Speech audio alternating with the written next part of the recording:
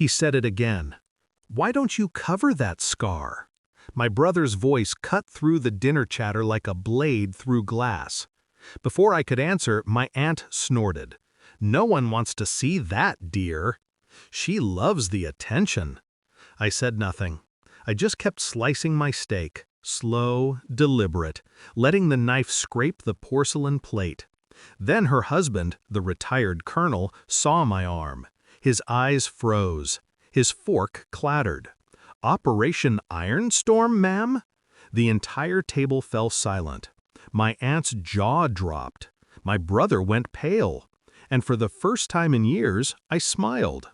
3 years ago, I was no one special. A quiet analyst working for a private defense contractor.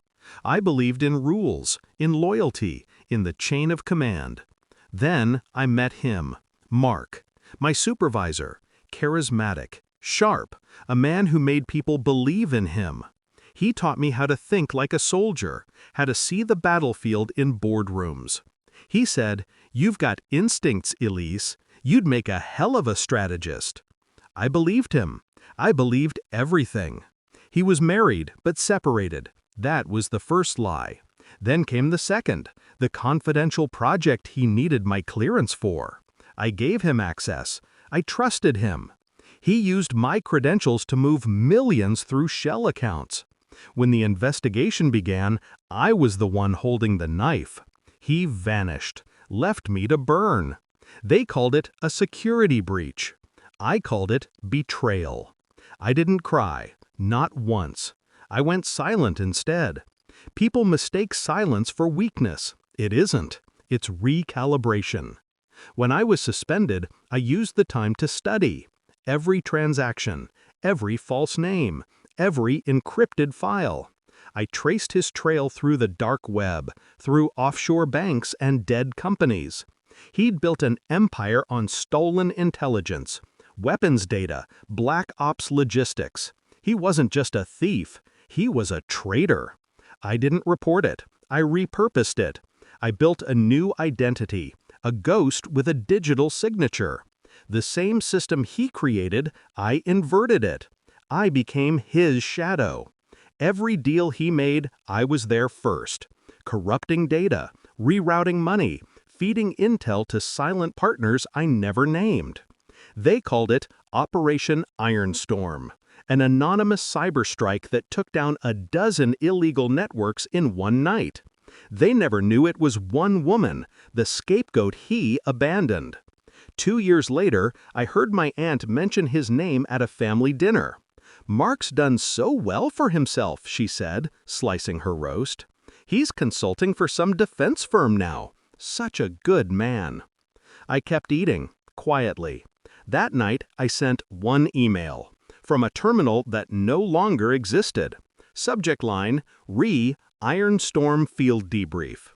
Attachment, every document linking Mark's alias to illegal arms transfers, signed with his digital fingerprint. By morning, the Defense Bureau had him in custody. 6 months later, the story broke. Defense consultant arrested in multinational espionage sting. They called him the Ironstorm traitor. He called me from a prison line once. He didn't speak. I heard his breathing, shallow, ragged. Then I hung up. Back to tonight.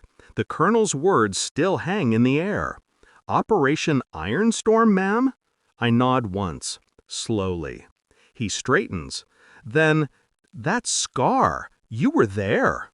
My aunt blinks, confused.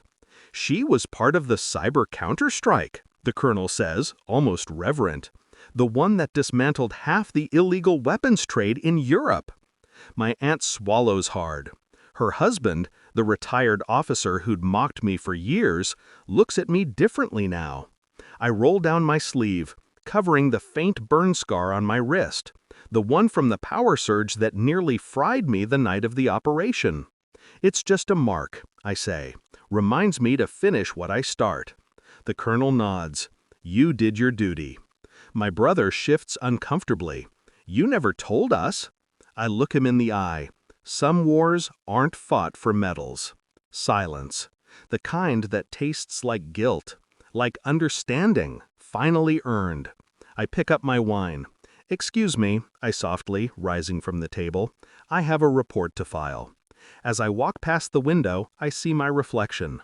Calm, composed, no longer the woman who was betrayed, just the one who outlasted the storm. The scar catches the light, a thin, silver reminder. They see it as damage. I see it as proof. After all, every operation leaves a mark. Mine just happens to be visible.